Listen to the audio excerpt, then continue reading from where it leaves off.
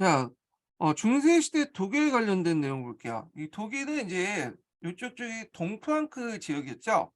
이 동프랑크 지역은 서프랑크 지역과 달리 이 노마 문화나 이런 데 좀 관련돼서 관련돼서 좀 심각했고요. 그다음에 이제 봉건제가 서프랑크처럼 이렇게 완벽하게 시행된 게 아니라 상대적으로 일부 지역에 인제 뭐냐면 국한되었다라는 거죠. 예. 그리고 영주제 같은 것들이 상당히 존재하지 않았다는 거죠. 그래서 주로 인제 농노 이런 개념도 없었고 귀족과 뭐 자유농민으로 이렇게 구성이 돼 있었어요. 근데 나중에 장원제가 도입된 거는 오히려 서유럽에서 인제 장원제가 무너질 때 후에 들어온 거죠. 그래서 이 재판 농노제라고 하는데 이건 나중에 좀 설명하고요. 자, 그러면 내용을 읽어 볼게요. 자, 독일의 봉건 국가로서의 발전 과정은 프랑스와 영국과 다른 점이 많았다. 과거의 로마령이었던 것은 로테링기가 그다음에 서프랑크 정도였고, 바이에르는 그 피핀 때 프랑크 왕국에 편입되었고, 작세는 장기간을 거쳐서 저항 끝에 300만 때 정복하였다. 자, 이와 같이 로마 왕국과 로마 문화와 프랑크 왕국의 관련성이 심각하였고, 이에 따라 봉건제는 일반적으로 노르팅기와 프랑크를 넘어가지 못했고, 주백은 지방법조의 강독관이 가진 국왕의 대관이었으며, 서부 프랑크와 같이 같은 주조직의 대부분 경우는 없었다. 그래서 이제 우리가 생각하는 영국식, 프랑스식 어떤 봉건 제도는 여기는 일부 지역만 있었고 거의 대부분 없었다. 이렇게 보시면 돼요. 자, 그래서 영주제 또한 독일에 본래 없었고 작세는 실질이 존재하지 않았으며 귀족과 평민인 자유농민이 있을 뿐이다. 예. 자, 9세기 중엽에 동부 프랑크에서는 카롤린거 계통의 왕권이 쇠퇴하자 프랑케, 작센, 수바페, 바이베르 등 독일을 구성하고 하는 주요 부족들을 어, 등 과거의 독립적 지위를 회복하려고 하였다. 이런 부족의 족장들을 공이라고 어, 칭했으며, 그들의 그 권력의 원천은 대토지 소유와 그들의 영토 내 군사력 지도자로서의 영민에 미친 영향이었다. 그래서 이런 부족국들은 그 당시 이제 왕령을 잠식했고, 그다음에 주백을 복종시켰으며 교회에 대한 보호권을 획득하면서 그 동부 프랑크 말기에는 각 공국의 왕 같은 존재가 되었다. 자, 부족공들은 통일 군주가 없는 것이 유리했으나 교회는 이와 반대로 강력한 통일 군주를 원했고, 그 당시 또 이제 마자르족이 이제 많이 쳐들어왔어요. 그러다 보니까 이제 독일 군주의 필요성을 절감하게 됐다. 10세기 초에 카롤린거 계통의 혈통이 단절되자 프랑크 콜랜드가 국왕으로 선출했으나 그는 너무나 미약했다. 그야 가장 유력한 부족국인 작센공 하이니가 다시 선출되었다. 자, 그래서 이 하이니 1세가 이제 뭐냐면 뒤에 있는 오토 1세의 아버지라고 보시면 되는데, 여기에서 이제 뭐가 나오냐면 작센 가문이 등장하죠. 작센가가 이제 등장하는데, 이 작센가를 이제 뒤에 오토 1세가 유명하니까 오토 가문이라고 또 해요. 오토 가문. 하여튼 이 가문이 이제 신성 로마 제국의 첫 번째 가문으로서 이제 등장을 하게 되죠. 예. 자, 하이니는 각 지방의 제후로 하여금 통일 군주로서 국왕이 인정하게 했을 뿐만 아니라 각 지방의 자치제를 허용했고 실제로 그럴 수밖에 없었다. 왜냐하면 실제 권력이 그 부족 공정이 있기 때문에 하이니는 그냥 그들을 뭐냐면 부족 연합의 어떤 숫자일 정도밖에 안 되기 때문에 그러죠. 따라서 지배 제후들은 거의 뭐냐면 독립적인 지배자와 다름없었고, 이와 같은 독일은 건국 초부터 부족적인 지방 할거주의가 강했다는 거. 자, 새로 출범한 독일 왕국의 강력한 왕권을 수입한 것은 하인 아들 앞에서 오토 1세, 보통 우리가 오토 대제라고 부르는 사람이었죠. 자, 이 사람은 오토 1세는 왕권과 더불어 신성 로마 제국을 건설했다 이렇게 했는데, 이 신성 로마 제국이란 말 자체는 오토 1세 때 사용했던 건 말은 아니에요. 이거는 뒤에 이제 프로딘 1세 때부터 사용했던 말인데, 이걸 이제 뭐냐면 역추적해 가지고 거슬러 보니까 그 기원이 오토 1세부터 이렇게 됐다 해 가지고 여기에서 인제 신성 로마 제국을 여기서 언급을 하고 있는 거예요. 근데 실제 사용은 그 뒤에 얘기예요, 뒤에. 그래서 인제 이 사람은 교황으로부터 로마 제간의 제간을 받은 신성 로마 제국은 많은 그 뒤에 얘기고, 로마 제국으로부터 제간을 받았다, 로마 제국에. 그다음에 마자르족을 라이피 라이펙트, 이거 전투 외워 두셔야 되겠죠. 라이프트에서 마자르족을 격파하고 마자르족의 대규모 침략을 종지부 찍었다. 자, 오토는 명실상부한 국왕의 되기를 결심했고 아엔 같은 게 정통적 신성 로마 제국 시기 때부터 프랑코 왕국 시기 때부터 여기에서 대관식이 열렸죠. 그러니까 대관식과 도유식이 올리고 지방 제후들의 반항을 분산했다. 자, 이 과정에서 이제 프랑크 공이 전사하자 오토는 프랑케 공을 이 전사하자 프랑케를 직접 통치하게 했으며 프랑케 병합을 독일 왕국에서 큰 병합은 독일 왕국을 크게 강하고 부유하게 만들었다. 이렇게 보시면 되고요. 자, 오토는 왕권 강화에 있어 교회에 크게 유조했다.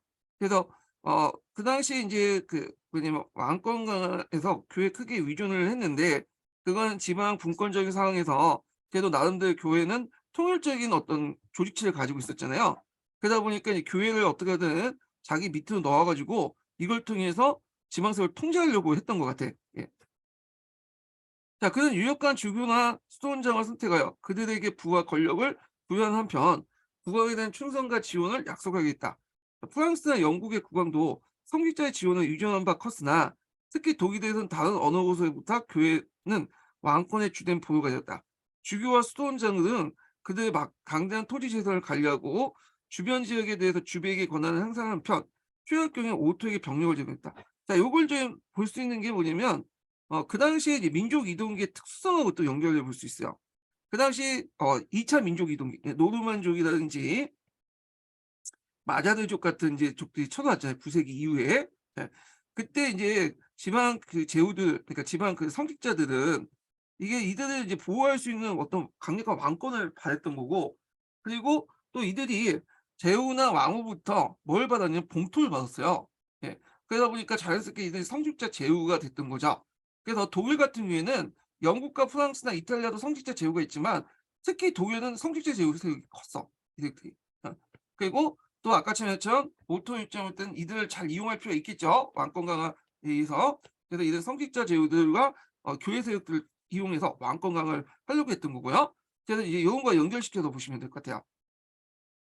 자, 그전에 오토는 작센과 교회로부터 병사를 얻어 막강한 군사력을 유지할 수 있었고 독일에서 종교 세력들, 그러니까 종교 제후들, 성직자 제후들 세력에서는 다른 곳에보다 더 강대한 해진 원인이 되었다. 자, 오토는 이제 슈베파 공이나 바이른 공이 다 같이 야망을 품고 있는 부르고드 왕국과 룸바디아 지역. 부르고드 왕국은 오늘날 프랑스 남서부 지역하고 스위스 지역이 겹쳐 있는 지역이고요. 룸바디아 지역 같은 경우는 북부 이탈리아 지역이죠. 그래서 이런 지역에 대해서도 재판에 손을 써서 부르고드 왕국의 보호 아래 두고 롬바디아 지방을 정복하였다.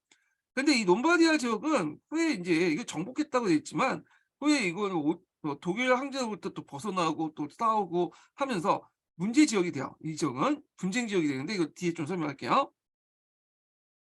자, 이어 그는 군대를 거느리고 노만을 진군하여 교황으로부터 재간을 받았다. 그래서 이때 인제 받은 재간은 노마 재간, 노마, 노마 황제의 재간인데 근데 인제 우리는 보통 인제 뒤에 신성 노마라는 명칭이 생겼죠. 그래서 여기에다 이제 소급해 갖고 그냥 신성 노마 재간이라고 얘기를 해요. 예. 자, 이로써 이제 독일 국민이 신성 로마 제국이 성립하게 되었으며 독일의 국왕은 동시에 황제를 겸하게 되었다. 자, 이렇게 국민적이고 특수한 왕권이 세계 왕권과 세계적인 그 보편적인 황제권의 결합은 그 독일의 또 하나의 특이한 면이라고 볼 수 있다. 그래서 독일의 왕이면서도 이게 세계적이고 보편적인 유럽의 측면을 얘기한 거야. 그래서 황제권을 이제 하게 된 거죠. 그러니까 보편적으로 유럽을 통치하는 황제면서도 그 지역에 통치하는 독일을 통치하는 왕의 또 권한을 가지고 있다. 이렇게 보시면 되겠죠. 그래서 이제 신성로마 제국이 인제 뭐냐면 시작되는데 이 신성로마 제국의 황제는 계속 이제 가문에 따라 이제 바뀌게 되죠. 처음에는 앞에서 오토가 작센가가 인제 이렇게 이제 가지고 있다가 나중에 이제 코난도 2 세부터 이제 살리에르 왕조로 넘어가요. 큰 틀만 얘기하는 거예요. 그 안에는 또 무수하게 이제 왕조 교체가 있는데 여기 큰 틀만 좀 얘기한 거고요, 지금요. 자, 그러다가 인제 또 벨 벨페공가와 그다음에 호헨슈텔파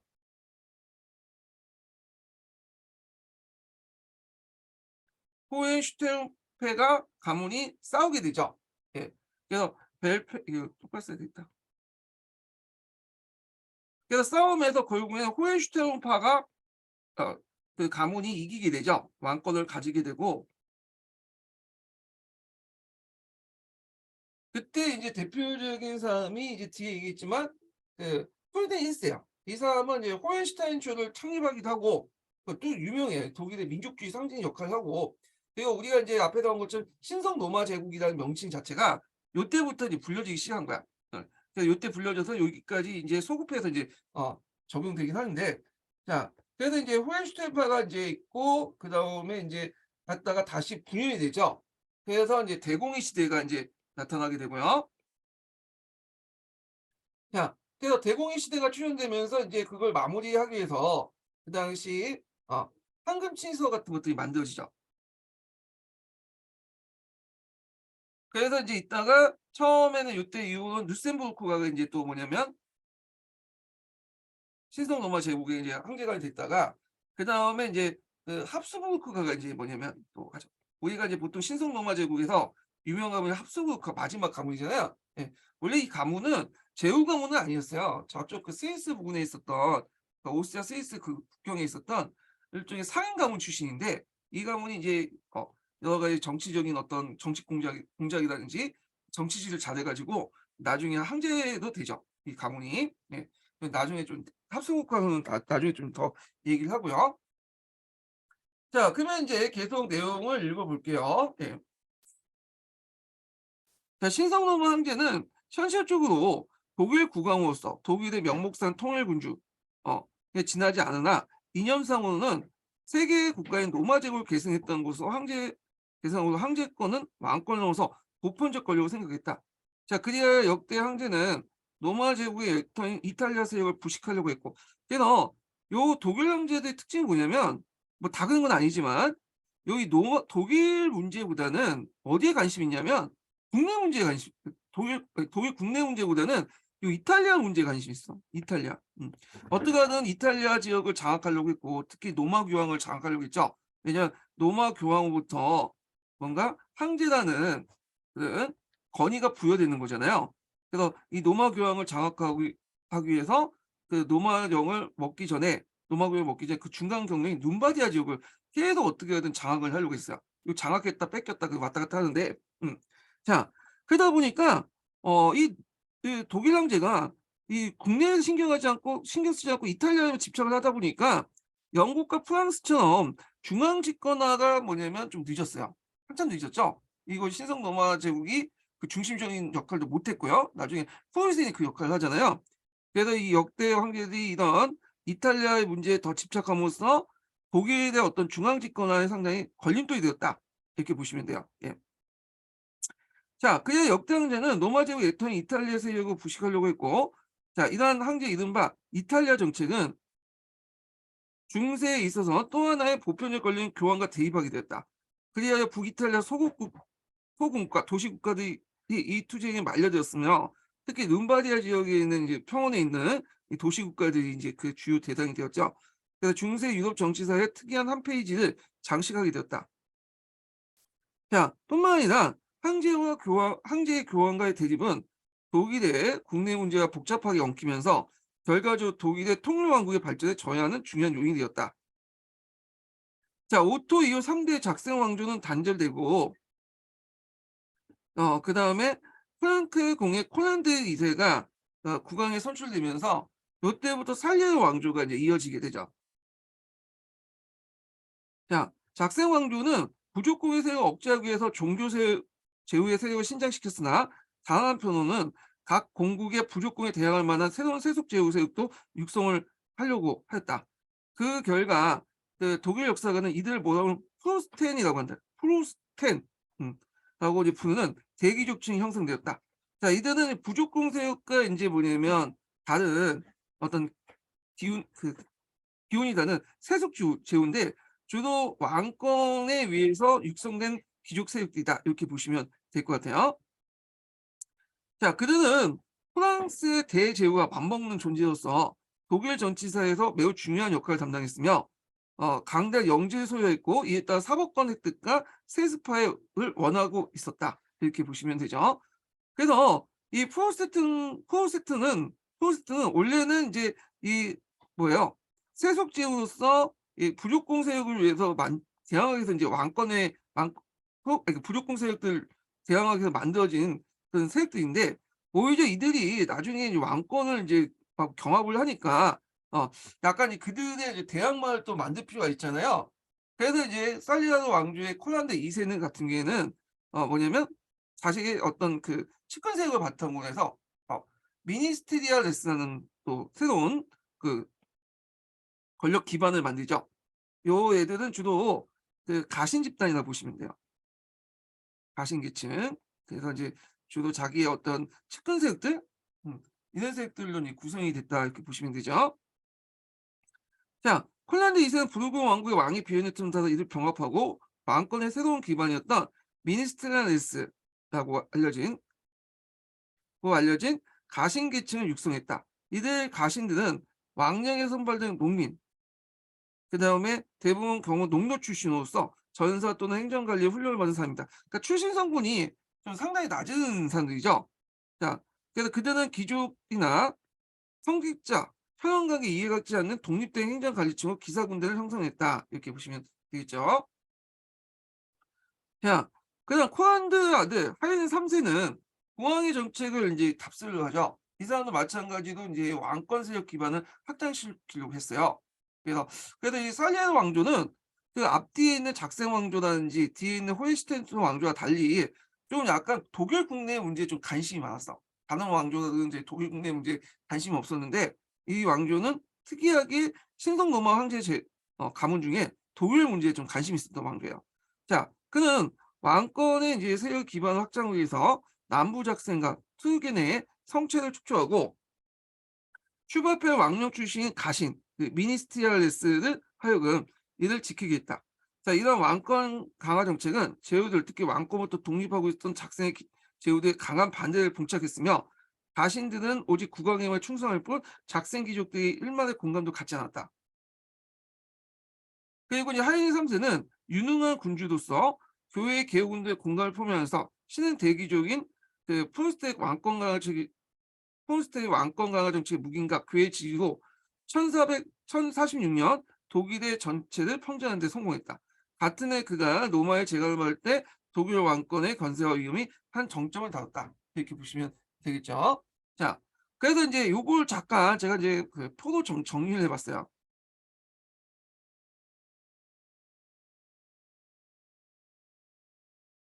예.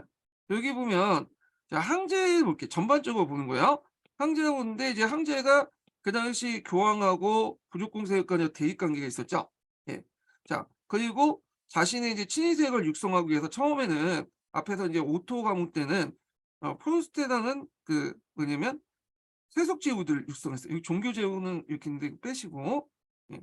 그리고 세속 제후들과 손을 잡고 그다음에 여기 또 함축인 종교 제후들과 또 손을 잡았죠.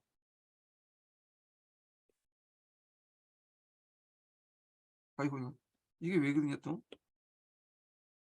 예. 그래서 인제 있고 나중에 살리는 왕조에 넘어가면서 또 자신의 측근기인 미니스테리얼리스를 인제 만들어서 이 프로스테트 인제 자 왕권을 인제 뭐냐 지지해 주긴 하지만 또 약간 커지니까 견제할 필요 있잖아요. 그래서 얘네들을 또 견제를 했던 거야. 그리고 얘들도 견제하고. 그래서 양대 축을 바탕으로 이렇게 종교 제후 그다음에 프로스텐 그다음에 미니스테리얼리스를 중심으로 해서 샬리아 왕조의 어떤 황제권을 강화시켰다. 그러니까 이제 얘가 강하니까 이제 주변에 이제 이런 애들이 직설 못하고 인제 얘를 어 뭐냐면 우쭈쭈해 줄 수밖에 없는 구조를 만드는 거죠. 그래서 살레르 왕조는 나름대로 정치는 좀 잘한 것 같아, 이 사람은. 예. 자 그다음에 인제 계속 이제 보면요.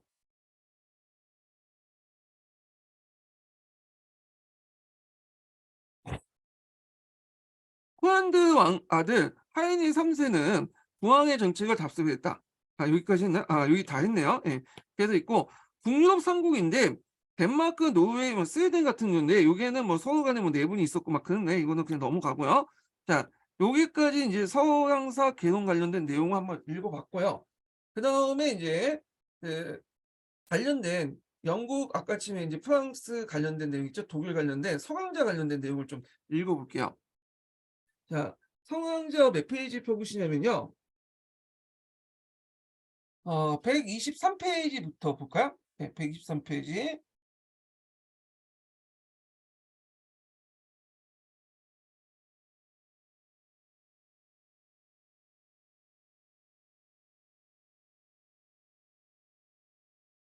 자, 여기 순서가 인제 신성노마 제국이 나오고 그다음에 뭐 카페 왕조 이렇게 나오거든요.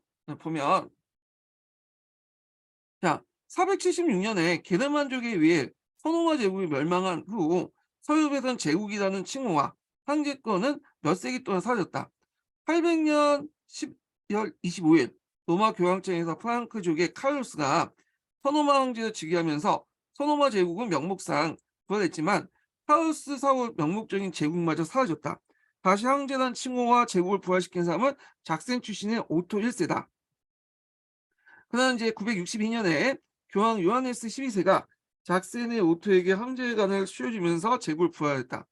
자, 오토의 아버지였던 작센 공작 하이리 1세는 프랑크족이 아닌 사음으로 최초의 독일 왕이 되었다. 예.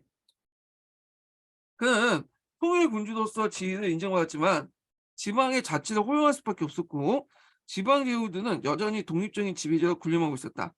자, 아버지를 이어서 왕에 오른 오토는 강력한 왕권을 수립하기 원했는데 이를 위해서 우선 지방 제후들의 제압해야만 했다.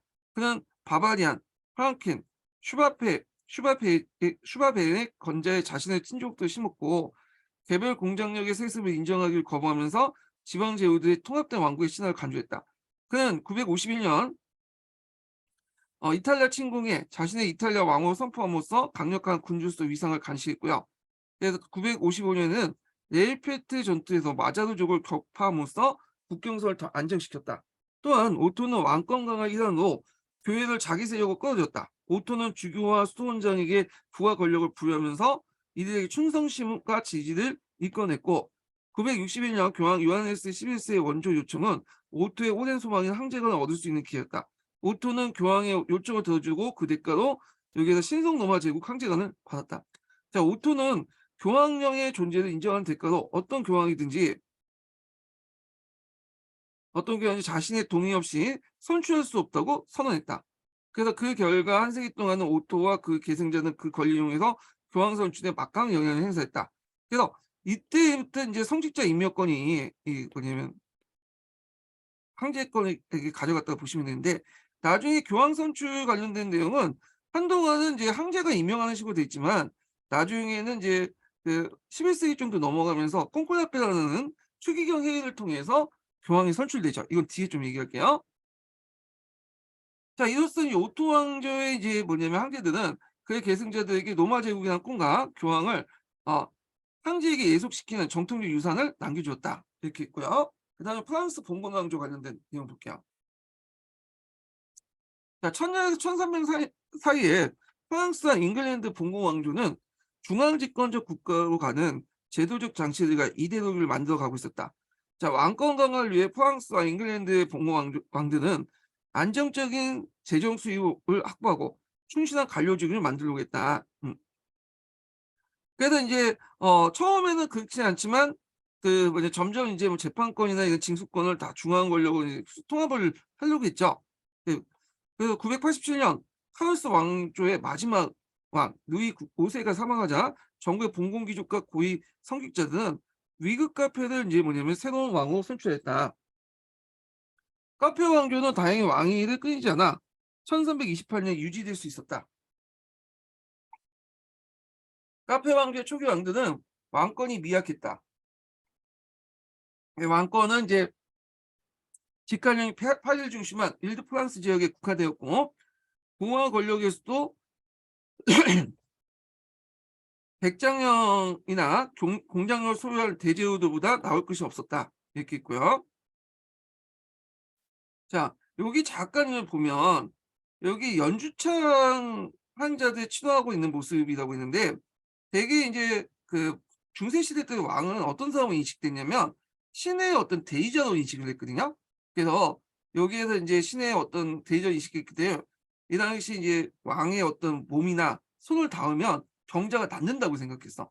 예. 이걸 이제 연주창이라는 병을 치료하는 그 내용인데, 여기 보시면 왕의 이제 어떤 손이라도 좀 만져보려고 막 달려들고 있잖아요. 그래서 이런 것들을 통해서 이제 있는데, 이런 그 당시 사람들의 믿음을 왕이 이제 적극적으로 이용했죠. 이걸 통해서 이제 뭐냐면 왕과 신을 동격화시키고, 그리고 또 이걸 통해서 왕권을 강화시키려고 했다, 이렇게 보시면 돼요. 자, 그래서 이런 연주창을 통해서 왕은 신으로부터 초자연적인 어떤 능력을 부여받는 존재를 부각시키고자 했다, 이렇게 이제 보시면 될 것 같고요. 예. 그래서 논란책에 보면 그 맥락적 그 감정이입이라는 내용이 있어요. 거기에 보면 어슈브 니 관련된 예문이 있는데, 이 연주창 관련된 내용이 나와요. 연주창 관련된 내용이. 자, 계속 읽어볼게요. 자, 그래서 인제 있고 뒤에 넘어가서 비약금 왕권을 강화시킨 것은 존엄 필립 2 세다. 필립 2 세가 인제 있고 그 루이 9 세가 있는데, 요거는 그 프랑스 강자 내용보다는 서계 내용이 자세히 적혀 있어요. 그래서 여기는 그냥 개요 정도만 생각하고 읽으시고 자세한 내용은 서양사 개론에서 보시면 될 것 같아요. 자, 그래서 이제 필리프 2 세는 그 잉글랜드 조난과 프랑스 영지 중에 노르망디, 메인, 앙주, 뚜레를 점령했어요. 그러니까 거의 북부 프랑스 지역에 있는 잉글랜드 영토를 장악했다 보시면 돼요. 네. 거의 뭐 한 50% 이상을. 그래서 남부 지역에 이제 보르디나 뭐 이런 지역들 있죠? 이거는 나중에 100년 전쟁 때 가져온 거고. 자, 조난의 조카인 독일 황제 오토 4세와 동맹을 맺고 필리프를 공격했지만, 조난은 1241년 7월에 무인 전투, 이거 외워두셔야겠죠. 요거 예전에 시험 문제 나왔던 거죠, 기출에. 예. 필립 2 세와 연결돼서 나왔고, 그래서 그의 수준에서는 아키테 가스코누 기엔인데, 대개 보면 이제 여기 요쪽 남서부 지역이에요. 남서부 지역. 예. 그래서 요 지역에 있는데, 이 지역에 또 둘러싸고 또 싸움이 일어나죠. 그래서 100년 전쟁도 그 이웃 지역들과 이제 관련돼 있는데, 100년 전쟁 이후에는 이 지역도 이제 딱 이제 프랑스가 다 가져가요. 예. 자, 그래서 북인의 승리는 왕권을 중심으로 프랑스의 정치를 통합시켰다. 그래서 필리프는 수복한 영토를 관리하기 위해서 바이와 시네제라는 지방 행정관 제도를 창설했다. 요거 내용은 이제 서계 읽을 때 또 얘기할게요. 그다음에 필리프 손자였던 루이 9 세는 바이와 같은 지방 행정가들의 전횡을 감독하기 위해서 감찰관을 파견했고, 감찰관들은 행정관 감독 이외에도 소송 사건을 처리했다. 그는 시민들에게 상급병원에 상소할 수 있는 권리를 부여했고, 파리에 고등법원을 설치했다. 또한 세제를 좀 더 균형 있게 했다. 공정함과 정의로운 시민들의 강권을 지휘받았던 누이는, 이 누이가 이제 성누이라고 할 만큼 상당히 신망도 있었고 도덕적으로 그 당시 당연히 뛰어난 인물이었다고 평가를 받고 있는 사람이거든요. 그래서 이제 이 사람이 이제 중세의 가장 이상적인 군주상을 시한 인물로 평가됐다. 그러나 문제는 십자군에 대한 그의 지나친 열정이었다. 그래서 결국엔 이 사람이 이제 십자군 원정 가다가 포로 잡히고, 나중에 또 티니지 원정에서 병사를 하고 말거든요.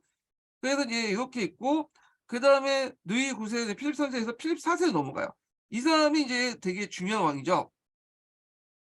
왕권을 중심으로 한 중앙집권 체제를 더욱 공고했고, 고등법원을 강화했고. 예. 그래서 원래 이 고등법원이라는 것은 뭐냐면 왕권을 강화시키기 위해서 이제 만들었던 기관이었는데, 나중에 이게 변질되죠. 그래서 프랑스 대혁명 시기 때는 오히려 왕권을 견제하는 그 역할을 하게 돼요. 그래서 요거는 좀 약간 원래 취지하고 다른 건데, 자, 그래서 회계원을 창설해서 재정 업무를 맡겼고, 그래서 왕실 자문기관으로서 왕실 평의회를 설치했다. 또한 1302년에 조항 보니파큐스 8세와의 투쟁에서 신민들의 지지를 확보하고, 자, 삼부회를 창설했다. 성직자 귀족 30부로 구성된 삼부회는 초기에는 왕권 지지 세우고 왕권각을 기획했지만, 요것도 이제 나중에는 이제 좀 약간 왕권을 견제하는 그런 또 역할을 하죠. 그래서 이거는 초창기 때 얘기고, 자, 그래서 이제 있고 뒤에 넘어가서 이제 잉글랜드를 볼게요. 잉글랜드. 자, 앵글색슨 출신의 에드워드 고해왕이 사망한 후에 잉글랜드에서는 왕위 계승 전쟁이 발생했다. 고해왕 사촌이었던 노르만디 공 윌리엄은 헤이스티즈 전투에서 그 당시 그 국왕 자문기관인 위탄에 추대된 웨센스의 헬로드, 네, 헬로드라고 돼 있죠. 여기 서양사에서는 포기법이 이렇게 돼 있는데 여기는 헤로드라고 돼 있는데 보통 헤로드라고 보이더라고요. 이건 아마 예전 포기법 같아. 예. 자, 헤로드를 물리치고 왕이 올렸다. 자, 이로써 잉글랜드의 새로운 노르만 왕조가 이제 시작되었다. 자, 노르만 공작이었던 월리엄이 잉글랜드의 왕이 된 사건은 이 프랑스와 잉글랜드 간의 영토 분쟁의 불씨가 되었다. 자, 원리엄은 이제 정복자로서 강력한 왕권을 행사하고 대륙식 봉건제를 도입했다. 자, 무력으로 정하지 않는 섹슨족의 지주들은 신하로 받아들이고 가난한 자들은 토지의 몰수에 자신들의 병사에 분배하였다. 1086년에 정부의 배신을 솔주베이를 소집해 국왕에 대한 충성사유를 시켰고 이는 배신이 주군에게 하는 보다 배신의 주군에게 하는 것보다 우선한다고 규정했다. 행정과 조세의 목적으로 각 지역의 자원을 상세하게 그다음에 작성하여 이를 토대로 한 토지대장을 편찬했다. 돈주대위국이라고 하죠. 자, 그다음에 헨리 1세부터 이거 헨리 2세의 내용인데 요거는 이제 좀 이따가 좀 읽을게요. 요거는 그 개론을 읽고 이제 정리하는 과정에서 읽어보는 게 좋을 것 같아요. 에드워드 1세까지 쭉 해서 예. 그래서 이렇게 있고 그러면 이제 서양사 개론으로 다시 넘어가죠. 동료 상국을 건너뛰고 동유럽으로 넘어갈게요. 동유럽.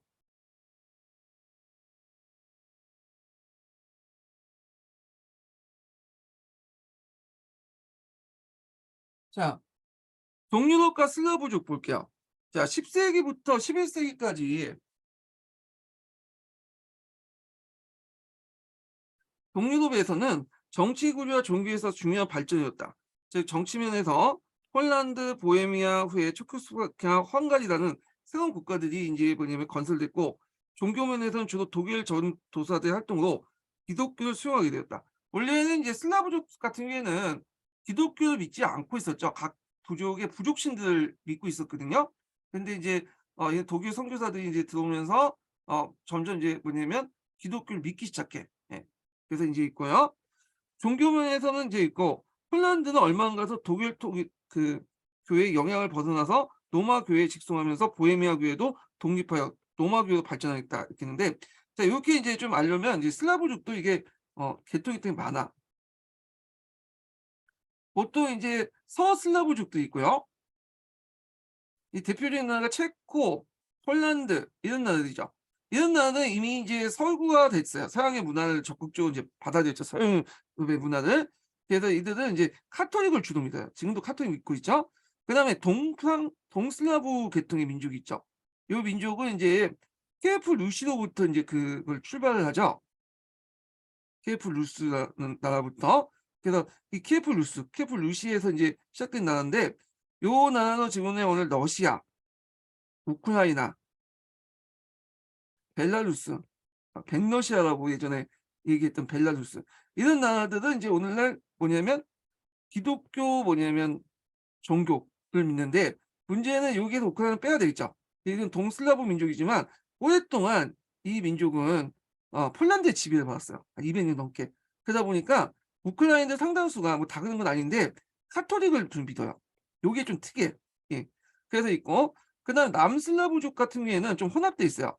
예. 오늘날 이제 예전에 유교 지역에 있었던 크로아티아, 그다음에 세르비아 뭐 이런 등등등의 민족인데 크로아티아는 카톨릭을 믿지만 세르비아 같은 경우에는 주로 인제 뭐냐면 그리스 종교를 믿는 그 민족들이죠. 그래서 이 슬라브족들은 서슬라브족들은 서유럽의 영향을 많이 받았다. 카톨릭을 수용했다는 거. 그렇지만 동슬라브 계통 오늘날 러시아나 이런 민족들은 주로 이제 그리스 종교를 믿는데 우크라이나는 좀 예외적으로 인제 오랫동안 카톨릭 캐나다 폴란드의 지배를 받았기 때문에 카톨릭을 믿는 사람이 많고요. 남슬라브는 각각 민족마다 인제 다르다 이렇게 보시면 될 것 같아요. 자 그래서 이제 요렇게 보면 되고 다시 넘어갈게요. 자 9세기 후반에 비잔틴 황제 미케아는 모라비아의 슬라브족들에게 키에리가 메토디우스 형제를 뭐냐면 전도사를 파견했다. 이 두 형제는 슬라브 알파벳을 발명했는데 이걸 키렌 문자라고 하죠. 오늘날 슬라브 계통의 민족들이 쓰고 있는 문자를 발명하여 복음서를 슬라브로 번역했어요. 그래서 이 글자를 알아야지 이제 뭔가 복음서 같은 거 만들고 이제 보급을 할 거 아니에요. 그래서 전도 사업은 어느 정도 진척되자 슬라브 기도서가 만들었다. 만들어졌다. 그들과 그들의 제자들의 노력으로 남부 슬라브족들은 거의 기독교를 받아들이게 되고 로마와 콘스탄티노플은 이들이 서로 이제 자기 세력들에 흡수하려고 했다. 그리하 달마티아 연안에 정착한 크로아티아는 로마 교회를 믿게 되고 세르비아에 있는 동방교회 그리스 정교회를 믿고 그다음에 그리고 불가리아인들은 처음엔 로마 교회와 그다음에 동방교회를 속하게 됐다. 원래 이 불가리아족들은 유목민족들이죠. 이들도 이제 뭐 동방에서 들어온 민족 중에 하나인데 엄밀히 말하면 슬라브 계통의 민족은 아니에요. 근데 하여튼 뭐 슬라브 계통의 민족하고는 융합되긴 했는데 어 이들이 이제 그 처음엔 로마 교회를 믿었고 후에 동방 교회를 믿었다. 이렇게 보시면 돼요. 예. 그다음에 이보다 이제 1 세기 후인 즉 10 세기 후반에 러시아도 동방 교회를 받아들였다. 그것은 반란과 패전을 시달렸던 비잔틴 황제의 바질 2 세와 키예프 공국 아까 이제 얘기했지만 키예프 루시라는 국가가 있었다고 했죠. 그래서 이게 블라디미르라는 사람의 일종의 협상의 산물이다. 그래서 바지는 블라디미르에게 원조를 요청했고 블라디미르는 동방교회를 받아들인 대가로 황제의 누이 동생과 동생의 요구를 그러니까 그 블라디미르는 동방교회를 받아들인 대가로 황제의 누이 동생을 아내를 요구한 것이다. 근데 이건 약간 선후 관계가 좀 약간 잘못된 것 같은데 블라디미르는 이제 그 당시 바질의 그 누이 동생을 받아들여서 자신의 권위를 강화시키려고 했어요. 뭔가 이제 있어 보이잖아. 동로마 황제의 어떤 누이 동생을 결혼하면. 그런데 이제 그 당시 이제 동로마 황제가 조건을 줬어. 만약에 결혼을 하려면 우리는 이제 뭐냐면 기독교인들 같은 기독교인들 막 결혼한다. 그러니까 블라디미르는 그러면 내가 동방교회 개종하겠다 해서 개종을 한 건데 요거는 약간 그 뭐냐면 선후 관계가 좀 약간 전후 관계가 좀 낀 것 같아. 자 하여튼 넘어가고. 근데 블레디미르가 인제 그 동방교회 그리스 정교를 받아들이니까 그 밑에 있는 신하들과 백성들도 이제 동방교회를 이제 받아들이게 된 거죠.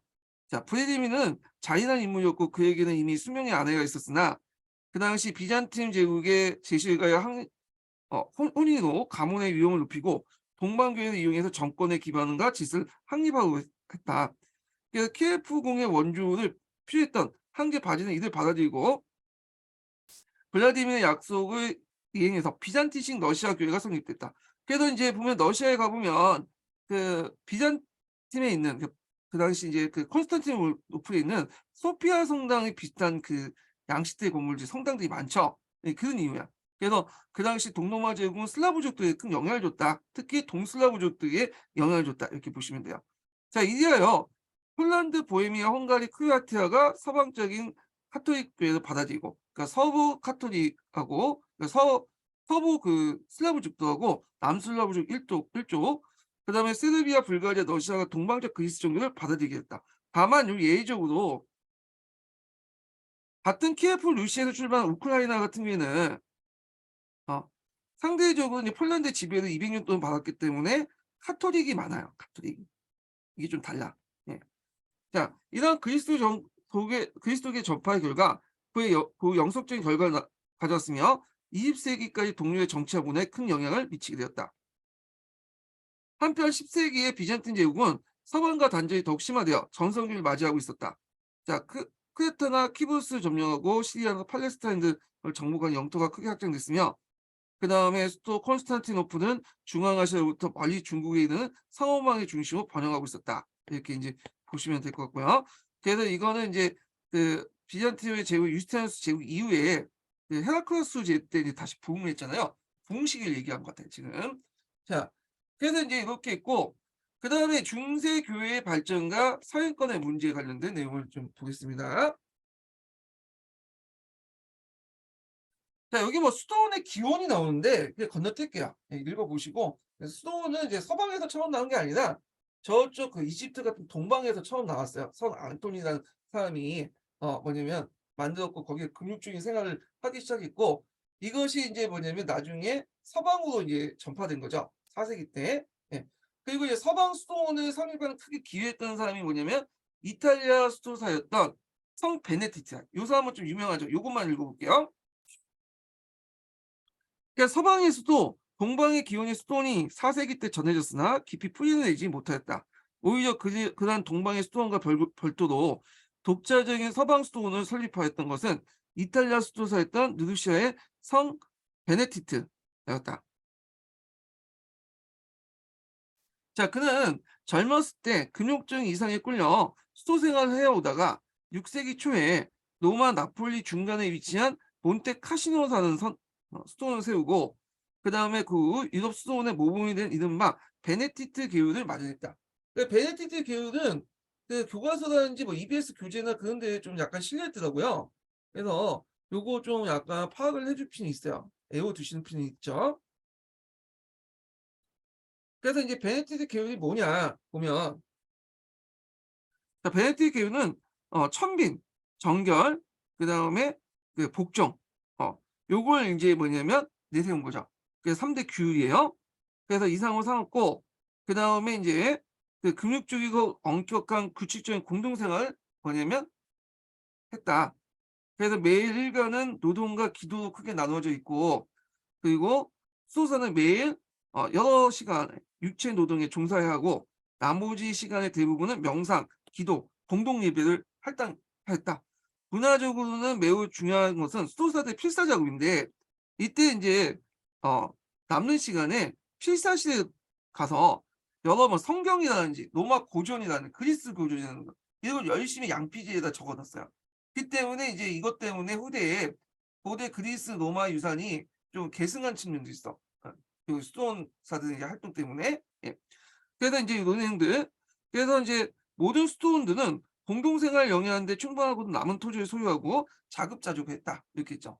그래서 일단은 인제 로마 수도원의 역할을 좀 정리해 볼게요. 여기는 뭐 너무 간략하게 나와 있고 좀 정리를 해 보면, 첫 번째로 게르만족들에게 포교를 했다, 이 수도사들이. 두 번째로는 학문과 문화의 중심지였다, 수도원의 역할. 특히 인제 앞에서 얘기한 것처럼 열심히 인제 그리스 로마 고전을 뺏겼었죠. 예. 그래서 지금까지 남아 있는 거고 고전을 연구했고, 그다음에 이들이 자급자족 형태이기 때문에 노동을 중시하고 농업 생산에 집중했잖아요. 그러다 보니까 농업 기술이 되게 많아. 뛰어난 농업 기술을 보유하고 있었다는 거. 예. 그래서 이런 것들이 특징인데, 그래서 인제 농사법이나 농경 기술 중심으로 해서 이들이 크게 했고, 또 농장 경영에도 상당히 탁월한 수완을 발휘했다고 그래요. 예. 그 대표적인 교단이 뒤에는 시토 교단 같은 것들이 대표적인 교단들이죠. 그다음에 이들은 또 지방 유역자들의 어떤 토지를 관리하고요. 왕실 재정 관리 및 자문도 했어요. 왜냐면 이들이 상당수가 이제 뭐냐 지식인 계층이죠. 중세 시대 때는 이제 주로 수도사라든지 그 뭐냐면 신부들이 지식인 계층이에요. 성직자 계층들이. 그런 역할을 했다는 거. 그다음에 항상 이제 중세 교회가 타락할 때 뭔가 중세 교회의 타락을 막으려는 역할을 했죠. 그 뒤에 있지만 이제 교회 개혁 운동 같은 것도 이제 뭐 코니스톤 같은 것도 했잖아요. 그래서 이걸 개혁을 타락을 막고 정화시키는 원동력이 됐다. 예. 이런 것들이 이제 중세 시대 때 스토온 역할이었다. 이렇게 보시면 돼요. 참고로 서유럽 같은 경우에는 우리가 일반 교회가 이제 세력이 크잖아요. 근데 동로마 제국 같은 경우에는 예전에도 말했지만 이 수도원들의 세력이 컸어요, 그리스 종교는. 얘네들이. 자, 이것도 이제 같이 기억을 해 두시면 될 것 같고, 그래서 예전에 인제 말했던 성상 숭배 금지령도 이 경제적으로 이제 수도원 세력을 타격을 주기 위해서 인제 하려고 했던 거거든요. 자, 그다음에 인제 교회 개혁 운동을 인제 볼게요. 예. 자, 교회 개혁 운동은 왜 일어났냐 이걸 좀 봐야 되는데, 이거는 이제 복잡한 이제 그 당시 인제 정치 사회적 배경이 있어서 그런 건데, 요걸 한번 좀 어 인과관계를 따져가면서 좀 보기도 하죠.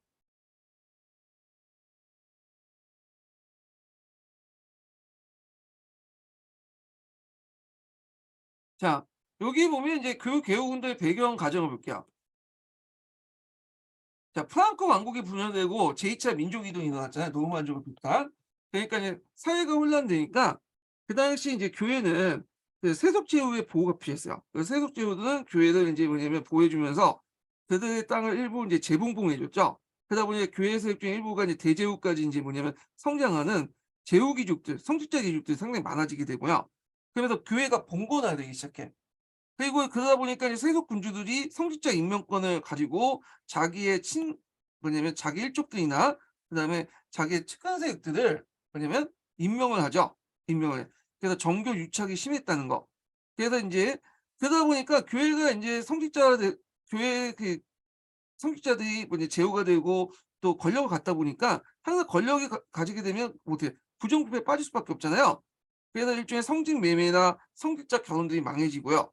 그리고 인제 고위 성직자는 본공 귀족, 그다음 고구의 사제들은 세속 영주의 고용인으로서 인제 주로 임명을 했다. 자, 그러니까 인제 이런 것들을 타파하고자 앞에서 스톤 중에 쿠어니 스톤이 중심으로 해서 쿠어니 스톤 개혁 운동을 하게 되고, 그 이 쿠어니 스톤의 개혁 운동의 주요 타겟은 뭐냐면 이 서인권 투쟁이야. 예. 성직자 임명권을 교회가 가지려고 했던 거죠. 그래서 인제 요런 과정들 좀 기억을 해 두시면 될 것 같아요. 그래서 이 교회 개혁은 11세기에서 13세기 때 이제 거쳐서 이루어졌다, 이렇게 보시면 되고요. 자, 그래서 인제 있고 내용을 인제 보죠. 서양사 개론 관련된 내용을 좀 볼게요.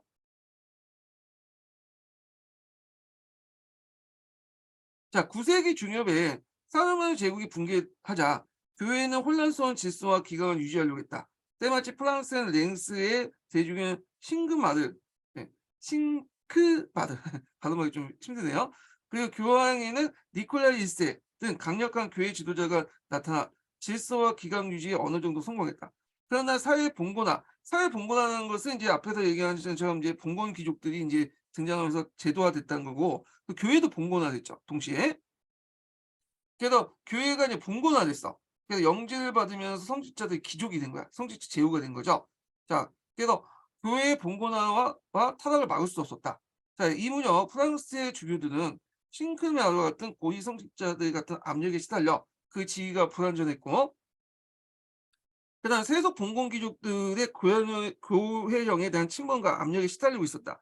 그러니까 그들은 주교의 지위를 안정시키고 교회 재산을 세속주로부터 지위를 지키기 위한 선례, 즉 교회 법전을 찾았으나 이들 발견하지 못했다. 그러니까 그들은 전선적인 교황의 서신을 유지하는 법전을 만들고, 이들 7세기 때 성 이시드로가 편찬한 걸 꾸몄다. 이건 이시드로 그 위서라고 하는데, 이거 만들어진 거야. 이 안에 콘스탄트 기진장도 들어가 있는 거야.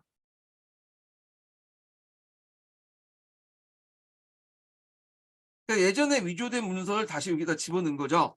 그래서 일종의 그때 당시에 만들어진 것도 있고, 예전에 교황권을 강화시키기 위해서 만들어진 그 문서들을 다 수집해서 그 이시도로라는 위서 문서를 만들고, 이걸 통해서 나름대로 교회의 권한을 좀 유지하려고 했던 거죠. 자, 그래서 이 전부가 위조 문서는 아니었지만 그런 위조 문서를 만들지 않으면 안 되었다는 사실 자체가 당시 성직자의 고민이 얼마나 컸는가를 말해주고 있다, 이렇게 보시면 될 것 같고요. 자, 10세기 초 교황은 노마시아 귀족대 분당 수령에 불과했고, 오토 1세 대관식 후에 독일 황제가 임명권 장악해서 황제의 세력이 물러가자 다시 로마의 귀족들은 교황을 선택하는 상황이었다. 뿐만 아니라 유럽 전역에 거쳐서 교회 전체가 노르만 마자르의 침입에 시달렸고 봉건화 길을 걷게 되었다. 자, 교회와 성직자로 살아남기 위해서 세속 제후의 보호를 구하게 됐고, 그래야 대제후의 봉신이 되는 고위 성직자들이 많다. 특히 독일에서 이런 경우가 많기 때문에 그 성직자 제후들이 되게 독일에서 많았어요. 자, 그들의 임명권도 세속 제후의 수준에 넘어갔다. 자, 이런 형상은 비단 고위 성직자에 한정된 것이 아니라 중세 교회 조직의 하부 구조로 할 수 있는 도구 및 일반 사제의 경우 더 심했다. 장원 영주들은 저마다 교회를 짓고 사제 임명하 교회세와 그다음에 교회령의 수입을 가르치고, 일종의 11조라고 하죠, 보통. 그래서 어떤 사립학교는, 그 기독교 사립학교는 11조를 그냥 원천 직수하는 학교도 있더라고요. 난 진짜 놀랬어. 그런 학교도 있어, 보면. 최소한의 경비만 진출했다. 그러니까 교회세와 교구의 토지 재산으로부터 수익이 어 그러니까 교회사와 고구의 토지 재산으로부터 수익이 장원 영주의 수입에 큰 몫을 차지했다. 자, 주교나 수원장 등 고위 성직자는 그래도 본공 귀족 중에 속했지만 고구 사제는 이제 사속 영주 고용인에 불과했다. 자, 이런 사태에서 교회는 세속화되고, 그리고 성직자 기강을 완전히 붕괴시키는 결과를 가졌으며, 그건 성직자 혼인과 성직매매라는 성행은 단적으로 나타났다. 자, 그래서 이제 왜냐면 자기가 재산을 갖게 되잖아. 네, 성직자가. 그러면 이 재산을 누구한테 넘겨주고 싶죠. 그러니까 이제 자기 자식들을 하게 넘겨줄 수밖에 없으니까 일단 혼인을 해야 되겠죠.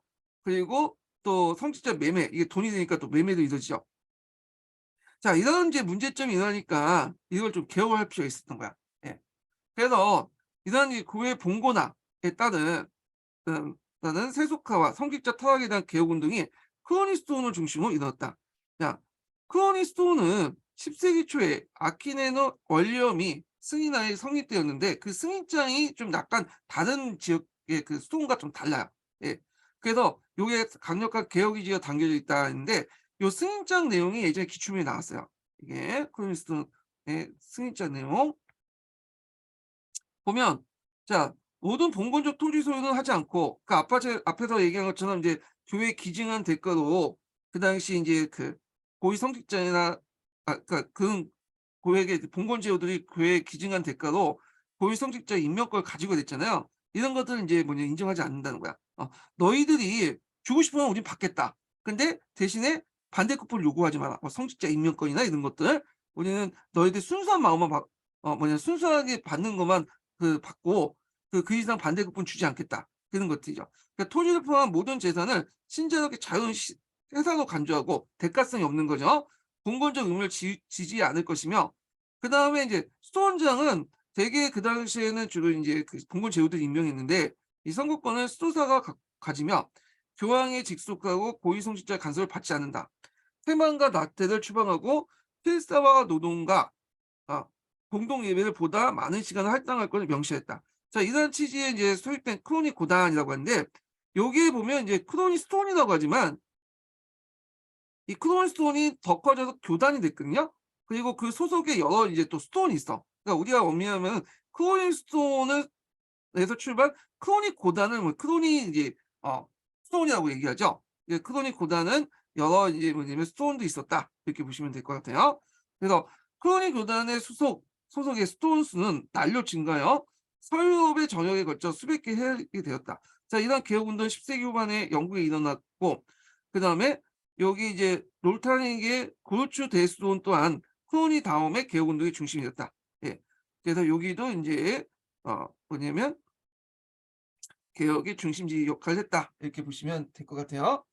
자 그다음에 인제 이런 스톤 출신 중심의 개혁 운동은 11세기 주요 이후에 교황의 영도에 전 유럽적인 규모가 전개됐고 이때 이 스톤 출신의 교황들이 인제 등장하게 돼요. 이들은 인제 뭐냐면 개혁 교황이라고 하죠.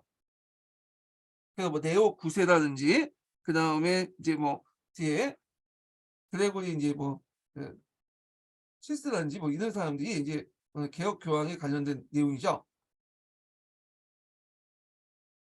자 그러면 인제 내용을 또 볼게요. 개혁 교황 중에 인제 최초의 개혁 교황이 네오 9 세라는 사람이야. 네오 9 세. 이 네오 9 세는 그 당시 이제 그 롤테인계의 개혁 운동의 중심이 주교 출신이야. 앞에서 클로니 스톤의 영향을 받은 인제 그 스톤도 있죠. 그게 이제 롤테인계 여기 앞에 뒤에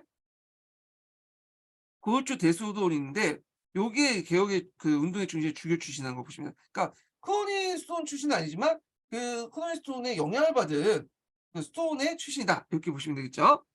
그는 5년 동안 짧은 기간 아래 많은 일을 했다. 그래서 그의 개혁 내용을 보면 자 그는 종교회의 시노드라고 하는 종교계를 인제 종교회의를 공의회라고 하는데 이거 뒤에 좀 다시 설명할게요. 자 공의회로 하여금 종교회의로 하여금 성직자 혼인과 성직자 매매를 금지한 입법을 하게 해요. 자 이때 입법이라는 건 교회 입법을 얘기해요. 교회법을 관련된 내용 있죠. 그래서 교회법을 이제 교황이나 그다음에 공의회나 뭐 이런 데에서 인제 만들어지는데 요걸 얘기해요. 교회 입법을 관련된 내용이고 성직자 정화 작업을 추진화시키고 유럽 각처에 저명한 개혁적인 고위 성직자를 로마 교황의 추기경을 임명하여 교황이 가장 신임할 수 있는 협력자와 행정가를 등용했다. 자 그다음에 네오 9 세는 또한 유럽 중심주의를 순회하면서 그 지방의 고위 성직자회의를 소집하여 개혁 운동의 실천을 독려하기도 했다. 자 이리하여 교황의 입법권과 사법권이 자 여기에는 입법권 사법권이라고 하니까 뭐 나라의 뭐 입법권과 사법 그런 의미가 아니라 요때 입법권과 사법권은 교회 입법권과 사법권이에요. 그러니까 교회 입법권하고 사법권을 장악했다. 교회법도 있고 교회 재판권도 있잖아요. 그래서 요거와 연결시켜서 보시면 되고 입법권, 사법권이 알프스 북쪽에는 전에 없이 효과적 발동했고 유럽 사회에서 교황의 영도적 지위를 제하는 동시에 그의 개혁을 계승한 나갈 유능한 인재를 로마에 보유하겠다. 그래서 인제 요 레오 9세 때의 이제 교회 개혁 내용하고 여기가 이제 그 교회 개혁 내용이죠. 그다음에 이 사람의 개혁의 영향, 요렇게 보시면 될 것 같아요. 예. 자, 그래서 요렇게 있는데 레오 9 세는 시험 문제 안 나왔거든요. 예, 그렇지만 언젠간 시험 문제 나올 수 있겠죠. 예, 요거 좀 기억을 해 두시면 될 것 같고. 자, 그다음에 인제 서인권 문제를 보죠. 서인권 문제.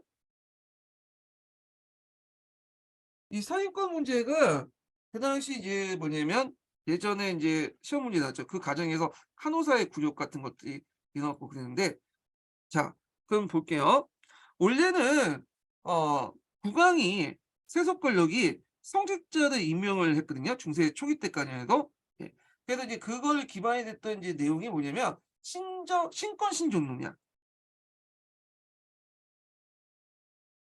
아까 인제 중세 시대 때 이제 뭐냐면 왕권 신수설과 뒤에 이제 근세 국가 때 왕권 신수설과 좀 비슷해.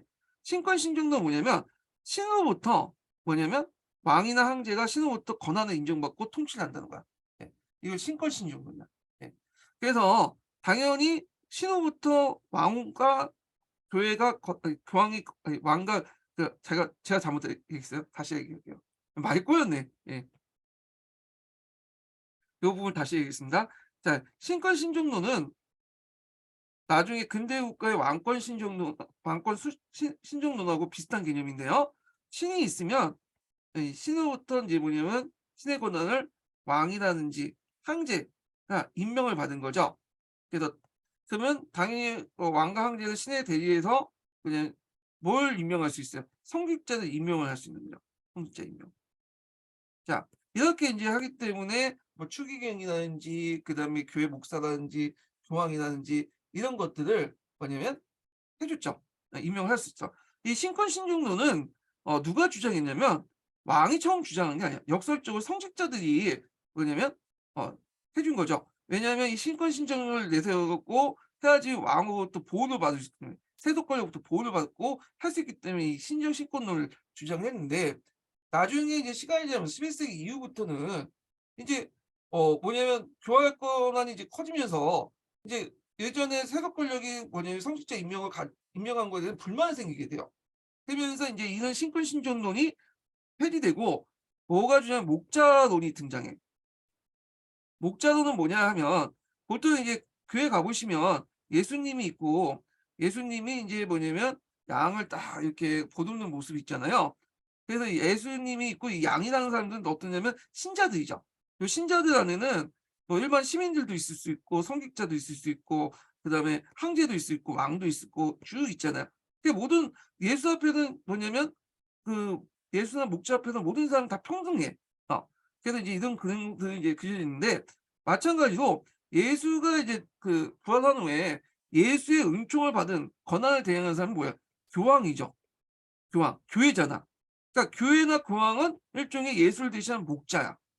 그리고 그 밑에 있는 그 사람들은 뭐 일반 시민이든 성직자들이나 아니 일반 시민이든 이제 그 황제든 뭐 귀족들이든 간에 다 뭐냐면 목자란 말이야.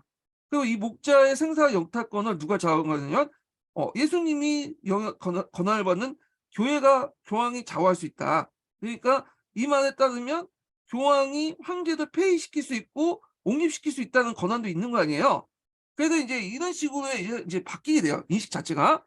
그래서 이제 나중에 이제 그레고리 7 세가 그 목자서를 들고 나오면서 뭐냐면 교황을 폐위시키고 그렇게 이제 하다가 결국에는 이제 다시 쫓겨나오게 됐는데, 이거 좀 이따 읽어 볼게요. 자, 그러면 요 내용들을 이제 볼게요.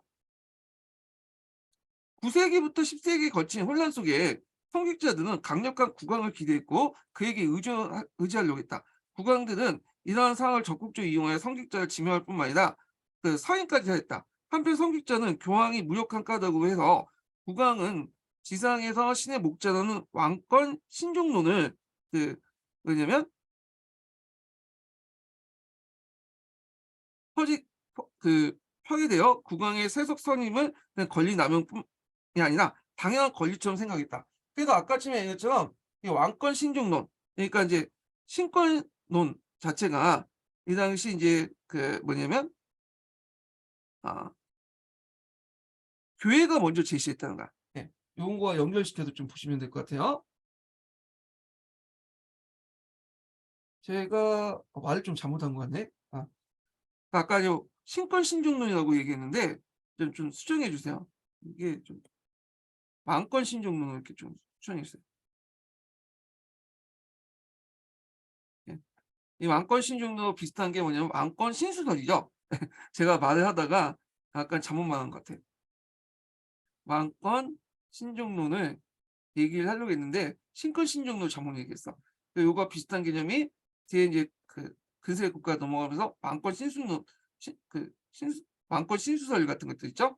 요거와 인제 비슷한 개념이다. 이렇게 보시면 되고 왕권 신중론은 이 신으로부터 왕과 황제가 신으로부터 권한을 받았기 때문에 선권을 갖는 건 당연하다. 그런 논리인데 뭐냐면 이걸 처음 제시했던 사람이 역설적으로 국왕이 아니라 성직자였다. 이렇게 보시면 돼요. 예. 보호를 받기 위해서 왕권 신중론을 좀 수정해서 아까 했던 얘기를 좀 수정해서 써 주시고요. 예.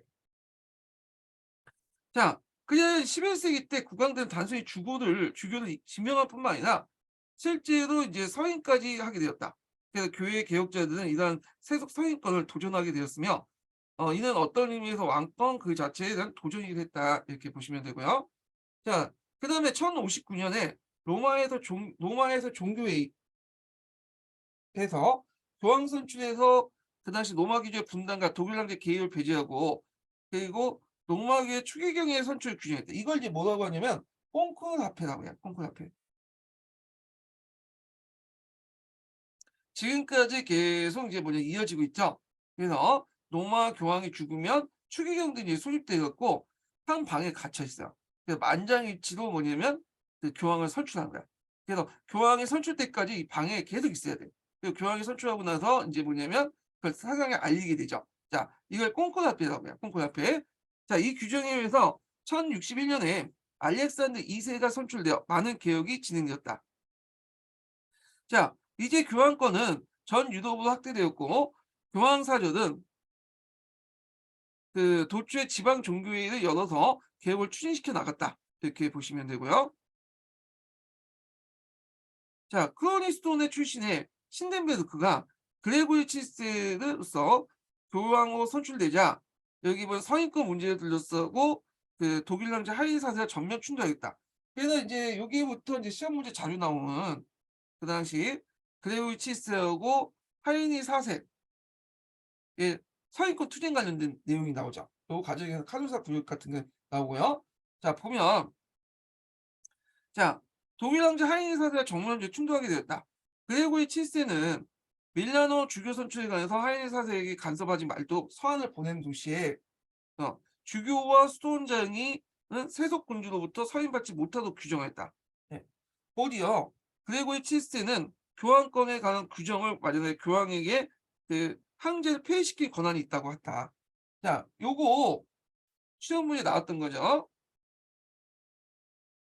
그래서 이 왕권 신중론 아까 지명했죠. 예. 그래서 반대를 했다. 왕권 신중론에. 요거 여기 이제 요거 있죠.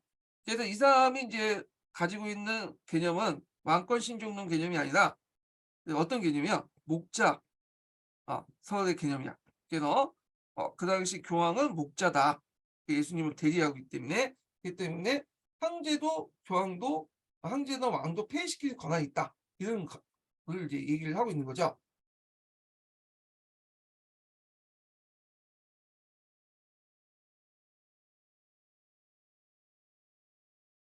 자, 그래서 이제 이런 것들 좀 기억을 해 두시고 그래서 교황의 이런 강경한 태도에 하이니 처음에 독일 국내 반란도 있고 해서 타협적이 있어요. 왜냐하면 이제 먼저 국내에 반란이 많은데 특히 이제 하이니 같은 경우에는 중앙 집권적 정책을 강화시키려고 했어요. 그러다 보니까 여기 독일 국내에서 제후들이 반발을 했던 거죠. 그래서 인제 이 반란이 많으니까 일단은 교황과 타협적인 태도를 이제 취할 수밖에 없었던 것이고 반란이 진압돼 다시 밀라노의 황제파의 주교에 대한 포원을 시작했다. 자, 이의 교황은 파문과 폐위의 위협을 가했고 하인리는 독일 내 주교회를 수집해 그레고리를 찬탈자로 규정했다. 자, 이 소식을 이제 접한 그레고리는 그 위협을 실천에 옮겨 하인리를 파문과 폐위를 선언했다. 이렇게 있죠. 요게 이제 파문이라는 말이 나오는데 파문은 중세사 있을 때 아주 뭐냐면 강력한 이제 권한을 행사할 수 있는 내용이거든요. 파문이 뭐냐 위해서는 좀 이제 카톨릭의 교리를 좀 알 필요가 있어요. 이게 이제 뒤에 개신교들의 교리가 좀 다르긴 해요. 예. 그걸 좀 보면 카톨릭에서는 신하고 일반 신도 있죠. 신도 간의 어떤 직접적인 어떤 것이 안 되죠. 요 중간에 뭐가 끼냐 교회가 껴야 돼요, 교회가. 예. 성직자가 개입을 해 갖고 이들을 인도를 해 줘야 돼, 신 앞에. 그래서 이제 이때 어떤 행위를 하냐면 이 교회는 예수님으로부터 뭐냐면 은총을 받았죠. 그래서 이 은총을 행사할 수 있는 권한이 있어. 그래서 이렇게 있는데 보통 인제 그 신도들은 보통 믿음을 가져야지 당연히 천국에 갈 수 있지만 믿음 외에도 교회가 그 은총을 베풀어야지 서행을 베풀어야지 뭐냐면 갈 수가 있거든요. 그래서 이 교회에 은총을 베푸는 선행이 상당히 중요해요. 선행 중에 이제 하나가 이제 칠성사가 있어. 어. 그리고 또 하나가 이제 대사행위가 있어요. 예 칠성사 행위를 통해서 80%를 이제 뭐냐면 제를 사해 주면서 이렇게 인제 했고 그 20%는 대사행위를 통해서 한 거예요. 대사행위라는 거는 이제 교회가 주관하는 어떤 행사라든지 뭐 등등 여러 가지가 있는데 대표적인 게 이제 교회에서 영화에서 많이 봤던 이제 십자가를 못 박 십자가에 들고 와서 고난의 행군을 하죠. 못을 박으면서. 이것도 이제 일종의 대사행위라고 보시면 돼요. 그리고 우리가 생각하는 대사문서를 발급하는데 면죄부 같은 것도 일종의 대사행위 중 하나죠. 자 이런 것들을 해야지만 뭐냐면 완전하게 뭐야 하느님의 나라 천국에 갈 수 있는 거야. 못 가면 인제 완전하지 못하면 연옥에 빠지게 되는 거고. 자 그래서 인제 이렇게 이제 하는데 이 교회가 이제 이런 칠성사를 행할 수 있는 능력이 있잖아요. 그래서 그걸 받아야지만 인제 천국에 갈 수 있잖아. 그래서 칠성사를 거부하는 권한이 뭐냐 파문이야. 그래서 중세 시대 파문을 당하면 일단 교회에 이제 뭐냐면 그 성사를 못 받을 뿐만 아니라 법의 보호도 받을 수가 없어요. 이 사람을 죽여도 뭐냐면 아무나 못 하는 거야. 그리고 만약에 이제 파문의 대상이 황제나 왕일 경우 그 대제후 제후일 경우에 그 지역의 신민들은 몇 가지 성살 제하고는 뭐냐면 성사를 받지 못해요. 그러다 보면 어떻게 돼요? 예. 다 나중에 죽은 후에 다 연옥이나 지옥에 빠지겠죠. 그러니까 인제 이게 상당히 정치적 위력을 발휘할 수밖에 없었던 거죠, 이 파문이라는 게. 자 그래서 인제 이렇게 하인의 파문과 폐위를 선언했다. 황제에 대한 파문과 폐위라는 전례 없는 일의 직면 독일 국내의 동요는 클 수밖에 없었다. 예. 왜냐하면 이게 죽은 후에 천국에 못 가잖아. 칠성사를 못 받으니까. 자 그래서 중앙 집권을 시도하는 제후드는 이게 이제 명분이 생긴 거죠. 반황제 움직임이 표면화됐고 그래서 황제의 지지세로서 황제의 예우를 받고 있는 주교들을 당원했다. 그래야 1077년 아우크스부르크에서 교황이 주재하되 귀족과 주교로 구성된 국회를 소집하여 이 문제를 논의하기로 합의를 보았다. 그래서 1076년 말에 교황 그레고리 7세를 국회 참석을 위해서 국상하는 도중에 그 당시 이제 뭐냐면 어 위기에 처했던 정치적 궁지에 몰렸던 게 하인 4세죠. 이 사람 입장 볼 때는 이제 파문에 처해져 있고 그다음 간신히 진압을 해 놨는데 또 이제 그레고리 7세가 파문에 처한다니까 명분을 준 거 아니에요, 자기 이제 반대파들에게. 그러니까 이 사람들이 이 명분에 따라서 결집이 되니까 상당히 위기에 빠지게 된 거야, 정치적인. 그러니까 인제 아쉬운 놈이 먼저 찾아간다고 그 당시 카노 어떻게든 그레고리 만나 가지고 좀 징징대려고 이제 찾아갔는데 가는 도중에 어디에서 이제 뭐냐면 부닥쳤냐면 카노사에서 마주치게 돼요. 그래서 일종의 이제 하인이가 인제 정치적 쇼를 하게 된 거죠. 그래서 황제 하인이는 회개하고 그 뭐냐 고제를 하면서 그 교황에게 용서를 빌었죠. 그 교황이 추운 겨울날에 3 일간 기다리게 한 후에 하인이가 용서를 했다. 하인을 용서했다. 그게 유명한 카노사 부족이다 이렇게 보시면 돼요. 자 일단은 이제 하인이가 교황의 용서를 받고 그다음에 파문이 철회되니까 이제 이 기회를 해서 인제 좌파 세력들을 인제 구축하고 반황제파는 따로 황제 후보자 옹립파 양파가 3 년간 내란 상태에 계속됐다가 결국 하이니가 이제 반대파를 물리치고 인제 승리하게 되죠. 그러니까 이제 하이니의 군대를 이제 교황 쪽으로 돌리게 되죠. 그러니까 이제 교황이 인제 뭐냐면 그 도망가게 되고 이때 이탈리아 들어간 그 하인 4 세는 로마의 허수아비 교황을 세우게 돼요. 그러니까 그레고리 7 세는 도망가다가 노르만족들의 보호를 받고 수개월 동안 사망했다 이렇게 했거든요. 요게 중요해. 왜 중요하냐? 기출이 나왔거든. 그래서 그레고리 출신이 그레고리 7 세가 노르만 출신이야, 이 사람이. 예. 그리고 그 당시 남이탈리아 시칠리아 지역은 노르만이 지배했던 영역이거든요. 그러니까 노르만의 보호를 받았던 거야. 예. 요거와 연관시켜서 보시면 될 것 같고요. 요 관련된 내용이 예전에 기초에 나왔으니까 이거 기억을 해 두세요. 노르만의 보호를 받았다. 예. 자, 그 후에도 황제와 교황 간에 이 옥신각신 막 싸움이 나. 선입견 투쟁을 둘러싸고 결국에는 나름대로 이제 뒤에 이제 타협을 보긴 했는데 교황 오르반 2세는 선인권을 포함한 그레고리 개혁을 적극 추진했고 영국의 캔터베리 이제 대주교 성 안셀무스가 개혁의 선도를 써서 활약했고 문제를 해결하지 못한 채 뭐냐면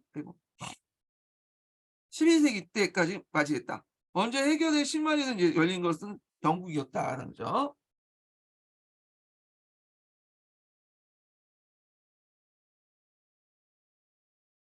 자, 영국에서는 그 당시 이제 교황 파스칼 2세와 이렇게 자, 파스칼 2세 때 성 안셀모와 국왕 헨리 사이에 타협안이 마련됐어요. 그 타협안이 내용이 뭐냐면 주교는 교회 내에서 선출하되 주교가 취임하기 전에 그의 국왕에게 봉신을 신설하고 국왕으로부터 봉통화 이전의 관할을 수여받는다는 것. 뿐만 아니라 국왕은 신설 거부할 수 있고 주교 선출에 강한 반영권을 행사할 수 있다. 자, 이런 비슷한 이제 내용이 프랑스에도 유사한 타협을 했다는 건데 정리해서 얘기하면 이거예요. 그다음 성직자 제후가 있었죠. 종교 제후. 이 성직자 제후는 두 가지 면이 있어요. 성직자이면서도 또 왕이라든지 황제로부터 제후의 지위를 받았단 말이야. 예. 그러다 보니까 성직자 부분은 임명권은 교회가 갖게 되는 거고 제후의 임명권은 세속 권력이 갖는 거야. 왕과 제후들이 아니 왕과 그 황제들이 갖는 거죠. 그래서 인제 있고 만약에 성직자가 제후에 이제 임명을 받을 때 이 왕이나 황제에게 충성스러워야 하는데 싫다. 거부하면 이 왕과 제후들은 이 교회 성직자가 가지고 있는 성직자 제후가 가지고 있는 그 교구 안의 영토를 회수할 수 있어. 그리고 또 왕이나 그다음에 황제가 그 뭐냐면 이 성직자 마음에 안 들면 이 영토를 다시 회수할 수 있죠. 그러니까 인제 성직자는 지위는 교회가, 제후의 지위는 그 뭐냐면 세속 공주가 임명하되 제후로 임명하지 않을 경우에는 성직자가 가지고 있는 예전부터 내려온 그 뭐냐면 영토는 당연히 그 제후에게 세속 권력이 귀속이 되는 그런 내용이 뭐냐면 아 타협안이죠. 요 타협안은 후에 인제 프랑스나 독일에 영향을 줘요. 예. 그래서 독일에 이제 뒤에 나와 있는 그 독일의 보름스라것도 요거와 비슷한 내용이야. 물론 약간 다르긴 해요. 예. 그렇지만 기본적인 바탕은 그거다. 이렇게 보시면 될 것 같고. 자, 이제 남은 것은 독일이었다. 국왕 하인리 5세는 로마를 점령하고 대관식을 사전 준비로 서인권 문제 해결을 교황에게 강요했다. 그래서 교황 파스칼 2세는 그 영국과 프랑스에서 타협한 지나친 양보였다고 누이치고 있었던 참이나 이번에는 아주 철저하게 개혁안을 제시했다. 즉 세속 군주가 주교 선임권을 요구하는 것은 주교가 봉투와 이에 대한 간할권을 보호하고 있기 때문이다.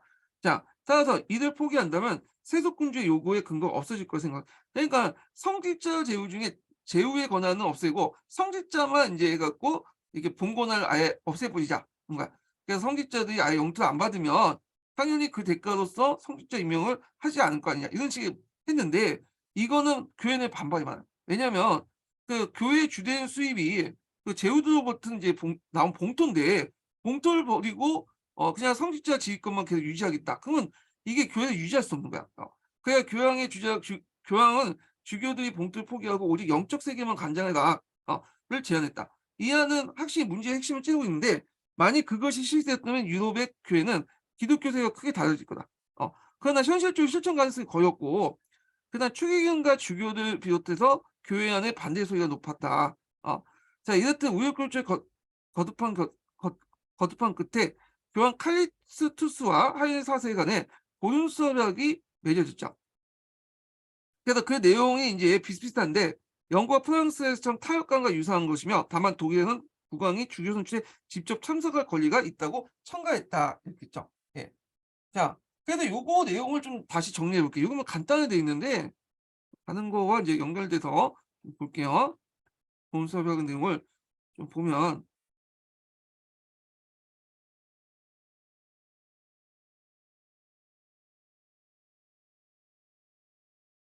자, 영국과 프랑스의 타율 유사하지만 독일에선 국왕의 주교 선출된 직접 참석 권리를 가지고 있다. 왜냐면 독일의 황제권이 이제 예전부터 그 교회에 영향을 큰 미쳤잖아요, 교회에. 그래서 인제 요런 것들을 인제 했던 거고, 그다음에 기본적으로 교회가 성직자 임명권을 갖고 있지만 주교와 수도원장의 후보가 여러 명일 경우에는 황제가 임명권을 행사해요. 요게 좀 다른데요, 다르죠? 그래서 황제가 주교 선출에 참석을 하다가, 그래서 보다가 서로 간에 옹립하고 해 갖고 이제 누구든 할 수 없을 경우에는 주교와 대수조 후보자가 난립해서 어떤 사람이 될 수 없을 경우에는 뭐냐면 최종적 선택권은 황제가 갖고 있다, 이런 거야. 그렇지만 기본적으로는 교화가 선출자 임명권을 갖게 되는 거죠. 그리고 아까 얘기한 것처럼 제후 임명권은 황제가 갖고 있고, 만약에 황제가 임명권을 안 받다, 신설을 안 하겠다 하면 황제한테 모든 토지가 이제 귀속이 되는 거죠, 이런 식으로. 자, 그래서 인제 요런 내용들 이제 보시면 될 것 같고요. 그래서 다시 인제 넘어가서, 자, 서양권 문제 해결은 결국 타협으로써 일단락 지었지만 주교 선출의 기준이 정전에 보다 훨씬 강화된 건 틀림없는 사실이었다. 그에 이어 동시에 교황권이 크게 강화되었고, 그래서 요 밑에는 이제 서양권 투쟁의 결과에 대해서 쭉 얘기하고 있는 거예요. 인제 교회 관계 상에서 교황이 기독교 세계 최고 권력자임을 널리 인정하게 된 것이다.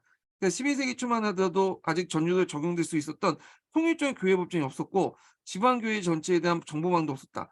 개혁적인 교황들은 교회 사절을 이용했고 주교들, 특히 대주교의 노마 방문을 권장하여 그들로부터 필요한 정보를 얻어내고 있었으나 불충분한 것이었다. 그러므로 11세기 이후의 교황은 중앙 집권을 강화하게, 이때 중앙 집권이라는 것은 분산된 교회 조직을 하나도 교황을 중심으로 정점으로 해서 조직화시킨다는 얘기죠. 자, 기구와 법을 마련할 필요가 있었고 또한 그렇게 할 수 있는 진을 서게 되었다.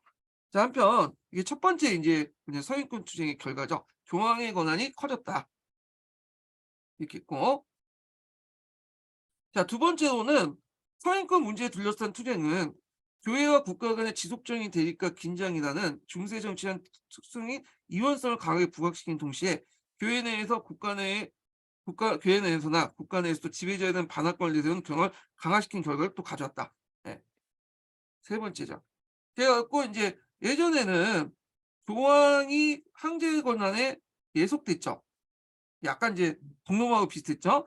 근데 이 서인권 투쟁을 통해서 영적인 세계를 가난한 교황의 권한과 그다음에 세속적인 세계를 가난한 황제권이라는 이런 세속 분리의 원칙, 이원적인 권한이 이제 권력 구조가 형성됐다, 이렇게 보시면 돼요. 그다음에 또 세 번째로는 이렇게 이게 이제 일종의 하극상으로 볼 수가 있잖아요. 예전에는 이제 교황이 황제권에게 끽소하고 있었는데 끽소하지 못하고 있었는데 갑자기 교황이 치고 올라왔잖아. 그래서 카노사 굴욕을 하고 막 그러니까 이게 이제 사회에 큰 영향을 준 거야. 그래서 그 당시 이제 지배자한테도 반항할 수 있다. 이런 것들을 인제 만들어 준 거잖아요. 그래서 이런 것들이 영향을 줬다는 걸 보시면 돼요. 그래서 인제 이런 정치 결과는 영국, 프랑스의 경우 당장은 별로 문제가 되지 않았다. 그거는 당시 프랑스 왕이 너무 유약했고 영국 왕이 매우 강력했기 때문이다. 그러나 독일의 경우는 달랐다. 그래서 상위권 문제가 발생한 무렵 한일 사대는 지방 제도를 누르고 강력한 왕권을 수립할 찰나에 있었고 성공할 가능성이 매우 농후했다. 그러나 상위권 문제의 발생은 독일 지방 제후들에게 왕권을 정한 전후의 기회를 주고 앞에서 얘기한 요거와 연결시켜서 보시면 돼요. 집에 대한 반환권 연결돼서 보시면 되겠죠. 자, 이로 말미암아 독일에서 강력한 왕권 수입이 좌절되고 말았던 것이다. 그래서 하인 5 세가 아들 없이 사망하자 지방 제후들은 무력한 작센공의 왕으로 선출했고 왕권을 잠식해서 지방 할거지를 강화시켰다. 자, 이러한 권리 잠식의 기풍은 독일 군주의 하부에도 영향을 미치고 자, 상부에서도 그렇게 반항하는데 밑에 있는 애들도 반항할 수밖에 없잖아요. 자, 소형주나 기사들은 그들 나름대로 자유로운 선홍도를 압박하고 농로를 만들었고 그럼으로써 독일 내 대부분 지역에 영주제 확고히 내리게 됐다. 그래서 반항도 하고 영주제도 확고하게 내리는데 앞에서 언급한 것처럼 원래 독일에서는 영주제가 그렇게 강력하지 못했어요. 근데 요때 강력해지기 시작했다, 이렇게 했는데 요거는 이제 11세기 이후부터 인제 내용인데 또 다른 데서는 인제 뭐냐면 그 중세 농노제가 이제 붕괴한 무력에 재판 농노제가 강화되어 나갔다. 이렇게 있거든요. 그래서 이걸 사회경제적 측면에서 보는 것 같아요. 근데 여기에서는 이제 뭐냐면 정치적인 측면에서 얘기한 것 같아요, 지금은. 예. 자, 한편 지방 제후들은 종전의 주백의 권한이니까 재판권을 장악하고 소용주는 그들의 봉신을 만들어서 봉건 제도가 이제 널리 퍼지기 시작했다. 이렇게 이제 보시면 될 것 같고요. 그래서 인제 있고 요걸 정리하면 이제 독일의 봉건 제도는 초창기 때는 없었죠, 초창기 때는. 근데 이 봉건 제도가 두 가지가 있잖아요. 그래서 이제 주종 제도하고 장원 제도 이렇게 있는데 아마 인제 여기에서 그 하면 그 장원 제도는 인제 재판독로제라고 하죠. 재판독로제.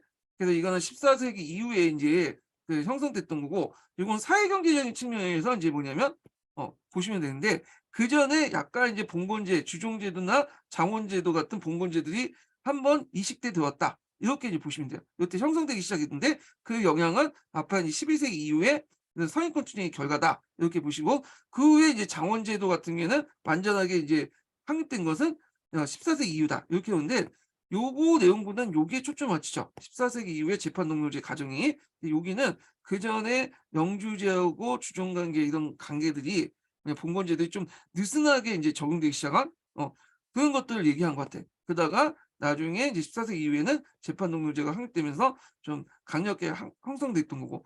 그래서 이런 식으로 이해를 하시는 게 좋을 것 같아 요렇게. 자, 그래서 인제 요 내용도 이제 파악을 했고요.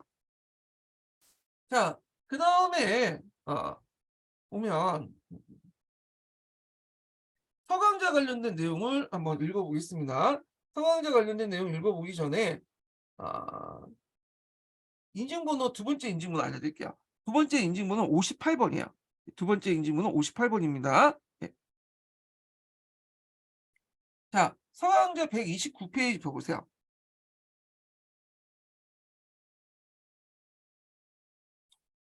교회 개혁 관련된 내용을 보겠습니다. 자, 9 세기 후반에서 10 세기 초반 교황청은 로마 귀족의 붕당의 꼭두각시에 불과했고 주교와 수도원장 등 고위 성직자들은 왕과 제후의 봉신이었으며 하위 성직자들은 세속 군주의 고용인에 지내지 않았다. 자, 이건 뭐 서기에 있는 내용이죠. 교회는 생존을 위한 위해 또한 권력과 부를 위해 세속 제후의 보호를 구했고 황제와 왕은 고위 성직자를 직접 임명했다. 자, 이러한 사태는 교회를 세속화시키면서 이러한 세속화를 성직자 혼인과 성직 매매가 성행했다. 자, 이러한 상황에서 이제 교회 세속화를 막고 세속 권력부터 독립을 쟁취하는 교회 내부의 개혁 운동이 일어나기 시작했고 이 개혁 운동에 주도한 것은 910년 아키테 공장의 승인으로 성립된 코니스톤이었다. 자, 개혁 운동의 핵심 요지는 세속 권력부터 독립과 성직자 독신이었다. 당시 청명한 정교의 분리와 성직자 독신이라는 두 원칙은 오늘날 이어지고 있다. 수도원 중심으로 한 개혁운동은 11세기 중엽 이후 교황 주도로 전 유럽적인 규모로 전개되었고 교황 네오 9세는 종교회의를 하여금 그 성직매매와 성직자 결혼을 금하도 지시했으며 후니 수도 출신의 개혁적 인사들로 로마교회 그 주요 간직을 등용했다. 그다음에 1959년에 교황 니콜라 2세는 로마 귀족 분단과 황제의 교황 선출 계획을 막기 위해서 고위 성직자로 구성된 위원회 추기경 회의를 해서 교황을 선출한다는 교령을 반포했다. 이 콩쿠르아페라고 이제 하는 추기경회의가 이제 만들어지죠. 자, 그 추기경회의에서 교황을 선출한다는 원칙은 오늘날까지도 뭐냐면 적용되고 있다. 이렇게 있고,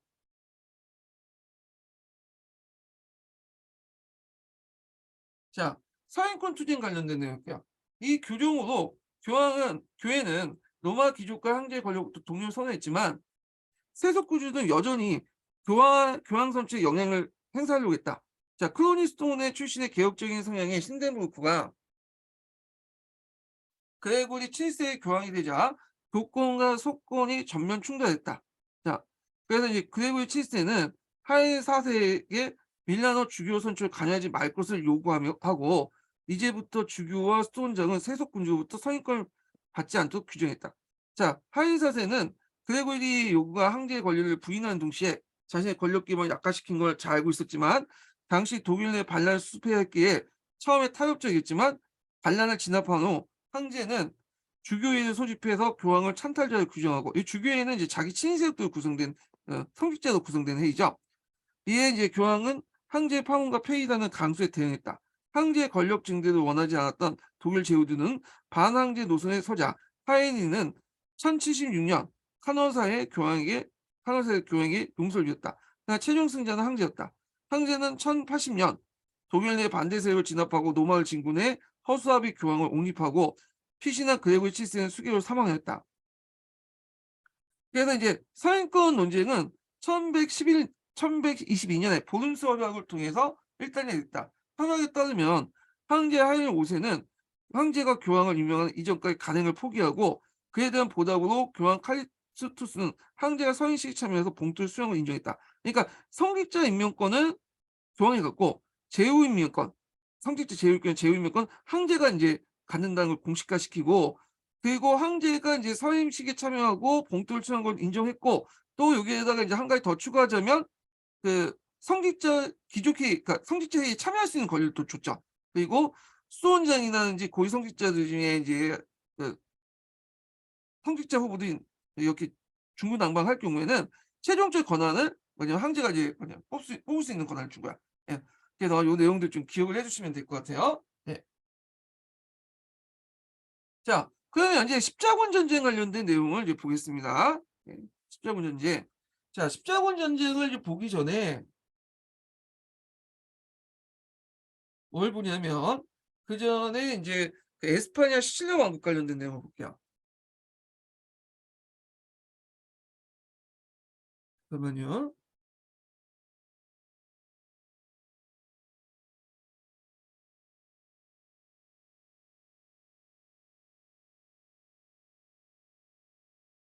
자, 십자군 전쟁 보면,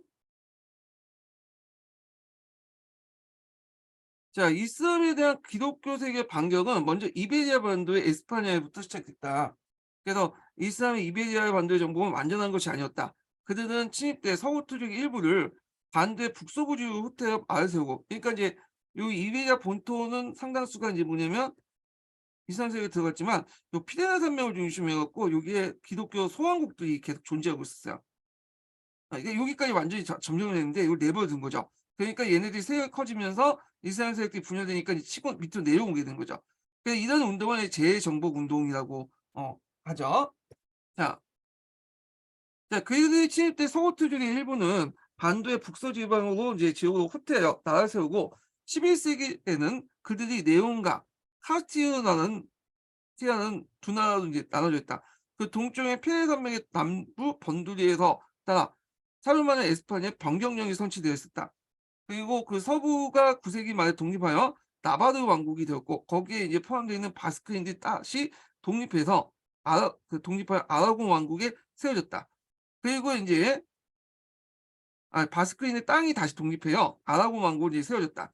그리고 동쪽에 베르시아의 백장릉이 있고, 그래서 11세기 때 에스파냐에서는 그 주변 피레네산맥을 중심으로 해갖고 레온, 카스티아, 라바르, 아르곤, 그 다음에 바르샤라 같은 기독교 국가도 있었다.